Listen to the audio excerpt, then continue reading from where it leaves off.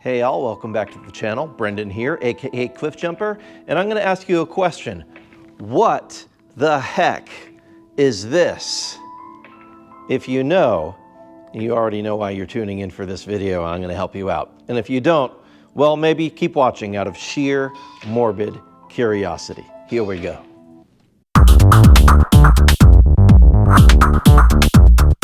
So yes, indeed, back in the early 2000s, Volkswagen included this marvelous piece of technology with many of their new vehicles. This is the Phatnoise, aka the Phatbox DMS system. What it is a cartridge enclosing a hard drive that you would store MP3s on, and instead of the CD changer in your Volkswagen of the time, you would get this unit, which installed really awkwardly, if I'm being real about it. I opted for this option with my 2004 R32. I got the CD changer, it already came with it, but I opted for the extra optional Phatbox.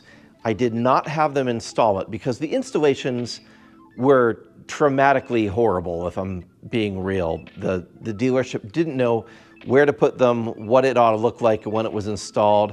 They would mount them to the side of the inside of the trunk, or they'd put them on the back seats, or they would try to fit them in the same space as the CD changer, and that's a whole other issue there.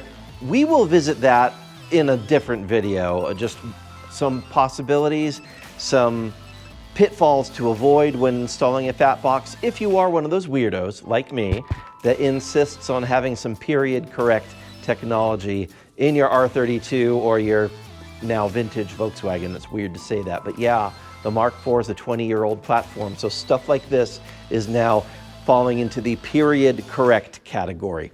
And I like to have period correct stuff in my car. My Corrado has all sorts of period correct stuff in its build. My R32, which I wouldn't really call a build, I'm the original owner.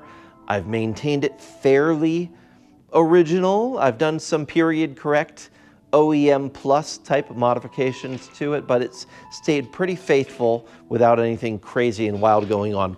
This is one of the things that I like. And it actually works with the factory navigation unit. Now, it did require some modification. I had to modify the actual Phatnoise unit. See, this cartridge slides into a receiver. It's like the CD changer, but for MP3s. And so the removable hard drive slides into a receiver dock, and that dock has a circuit board that had to be modified in order to make the DMS unit work with the factory navigation. So I have had to do that a few times. Why a few times? Because water. Water is not a good thing, and water is an issue in that rear compartment where the CD changer and notably where I put the Phatbox system in mine. That's an issue. We'll visit that in another video. Anyway, today, if you have the luck of having one of these in the back of your Mk4 and you would like to be able to mount music on it and use it or update it, and you don't have a really old period correct computer that can work with the docking station that came with it, I'm going to show you how to bypass all that and access the hard drive and update it. I'm specifically going to be doing it on a modern-ish Mac. And I'm saying modern-ish because it's not running the most up-to-date Mac software. It's it's a 2015, I think, MacBook 15-inch. So it's modern enough that it's running like Mavericks or something, and it'll still work. It'll still work. And if you don't have the Fat Mac software, you can find it out there a few places, but I'll probably just throw it in my Dropbox and drop a link out there so that you can get this free software and update this thing in your car if you would like to do so. So let's get to it. I'm going to show you a few tips and tricks how to make this thing work. Let's go.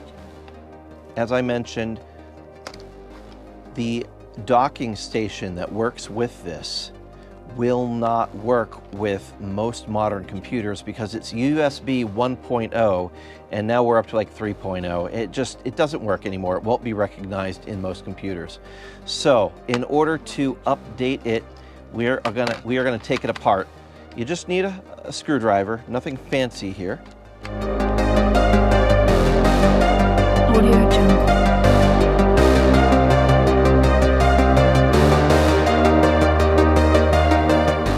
Once you have the screws out, separate the case. It just comes apart really pretty gently. There's nothing crazy holding it together. That will come off. There's our hard drive. Now, of course, you want to make sure you've grounded yourself before you start static zapping the thing. And actually, I'm going to do this. I'm going to flip it over, do it from this side. There we go. So this part of the case can just lay off to the side. Here is our hard drive. All of this can very easily lift out. You don't have to worry about, this is the release mechanism. You can leave that in its case. This is the interface, and you just pull straight off gently, and it will come off of the pins here. There we go. These pins are what we are going to be accessing. I'm going to take off the little spacer rubber vibration guard. And now we have access to our hard drive. What we are going to use is one of those generic hard drive external access kits. Like this one. This one is made by Sabrent. It's about $12 on Amazon. Not a very expensive thing at all. And what it allows you to do is access a few different types of hard drives from each side. And for ours, we are going to be concerned with this side right here. And you'll notice, I want to point out, there's a couple of prongs off by themselves. These right up here, you don't need to worry about those. Leave them alone. It's all of these that are grouped together that we're actually plugging into.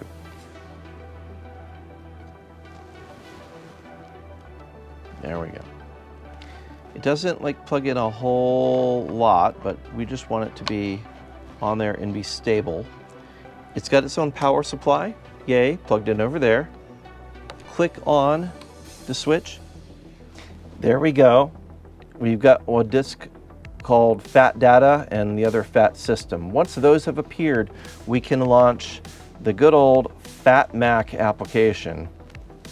And what that is going to do is it will sync with our iTunes.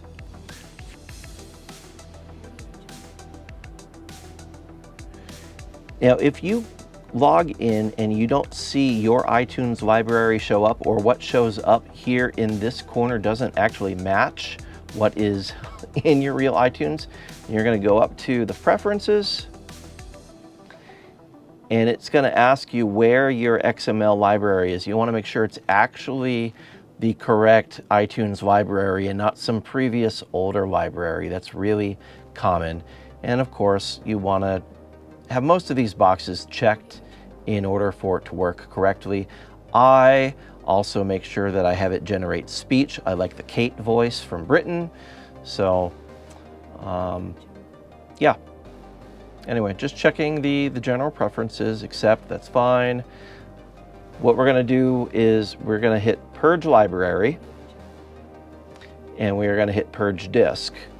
And that is going to make sure that it's erased any extra files on the DMS. You can see that I only have 6% left on my DMS, on the actual cartridge, and I have updated this stuff. So I'm going to sync it, and it's going to make sure that all of the files on there actually match up. Now I've got all these incompatible files. These are things that are not MP3s that can be played. That's fine. I close that, and I'm going to hit save.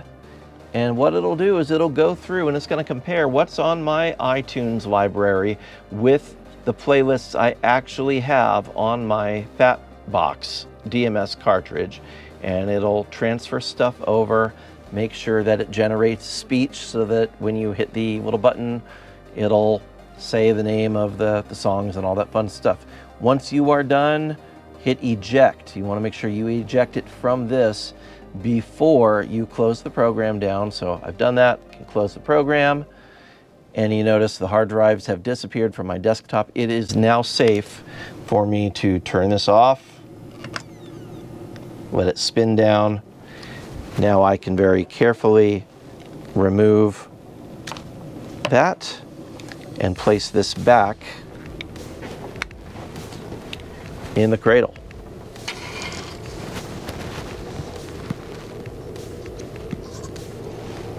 I am gonna go ahead and make sure the vibration dampener little rubber piece is on here.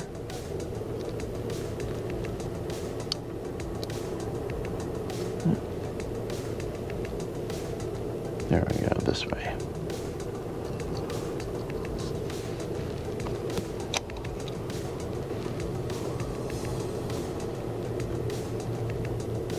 Slide the adapter back on.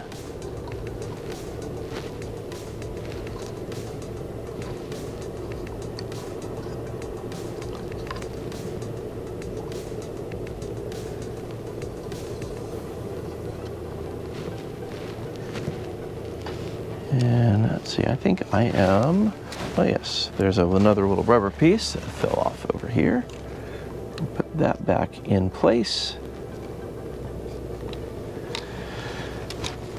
The posts on this end and this end need to line up for that connector to sit properly.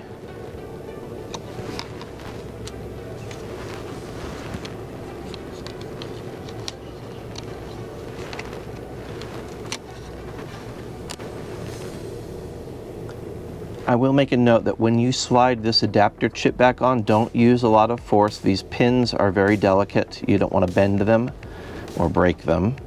That would render this entire exercise completely pointless. So they line up on the posts, and this goes back on.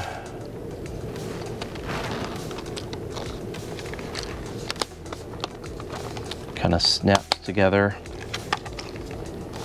You can tell it's correct because there we go. Everything's lining up, and we put the screws back.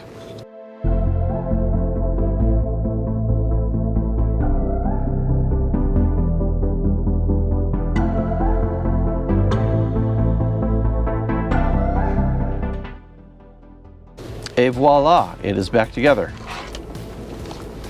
And that is all there is to it to update this and be able to slide that back in your Phatbox, in your Mark IV, or Touareg, I guess they came in those also. Passat, whatever, of that 20-year-old generation B3, B4. It works in anything that had that CD changer. So yeah, if you come across one and you want to try it out, at least now that you can see that you can actually update the thing and make it work. So you don't have to have the working cradle for this to go into, at least on the computer update side. You do have to have the working receiver to fit into your car and actually play it. And funny enough, somebody asked me, like, why would you even do that? Why do you have that thing? Don't you have a smartphone? I like keeping things period correct. I like having the old navigation unit as funny as it is compared to, you know, the modern app on your phone.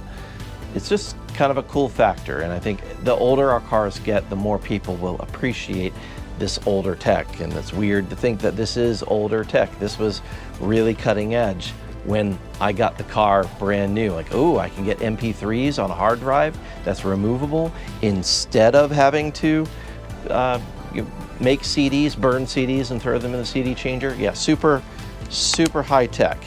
So anyway, hope you enjoyed that, and I will show you some other old, that's so weird, some old Mark IV upgrade stuff if you want to be doing that. So more of that's yet to come. Thanks for tuning in. Make sure you hit subscribe, like, share, all that fun stuff. God bless you. See you soon. Bye-bye. And on that terrible disappointment, it's time to say goodbye. We'll be back.